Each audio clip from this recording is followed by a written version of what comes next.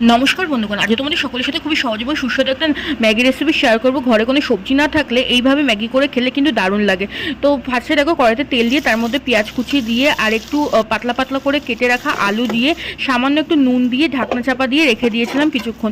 তারপরে ঢাকনা খুলে আলুগুলো নরম হয়ে গেছে দেখে তার মধ্যে টমেটো কুচি কাঁচা লঙ্কা কুচি দিয়ে আবার কিছুক্ষণ ভেজে নিয়ে টমেটো আর কাঁচা লঙ্কাগুলো একটু নরম হয়ে গেল, ওর মধ্যে ম্যাগিগুলো গুঁড়ো গুঁড়ো করে দিয়ে দিলাম। আমি এখানে 3 প্যাকেট ম্যাগি নিয়েছিলাম। দিয়ে ভালো করে এই আলু টমেটো আর লঙ্কার সাথে ভালো করে মিশিয়ে অনেকক্ষণ ধরে ভেজে নিতে হবে। এর মধ্যে টেস্ট মেকারটা দিয়ে তোমরা কিন্তু এরকম ভাজা ম্যাগি খেতে পারো, খেতে দারুণ লাগে। আমি এর মধ্যে জল দিয়েছিলাম, জল দিয়ে ভালো করে নেড়ে ছেড়ে তার মধ্যে আমি একটু টমেটো সস আর টেস্ট মেকারটা দিয়ে ঢাকনা চাপা দিয়ে রাখলাম কিছুক্ষণ, যতক্ষণ না জলটা টেনে যাচ্ছে। তারপর জলটা টেনে গেলে তার মধ্যে একটু ডিমের ঝুড়িগুলো দিয়ে নামিয়ে নিয়েছিলাম। খেতে কিন্তু দারুণ হয়েছিল, আর এইভাবে খেতে সত্যি কথা বলছি দারুণ লাগে। তো তোমরা একবার হলো এটা ট্রাই করো, ভালো লাগলে লাইক শেয়ার কমেন্ট সাবস্ক্রাইব করে দিও। যারা ফেসবুক থেকে দেখছো তারা ফলো করে দিও।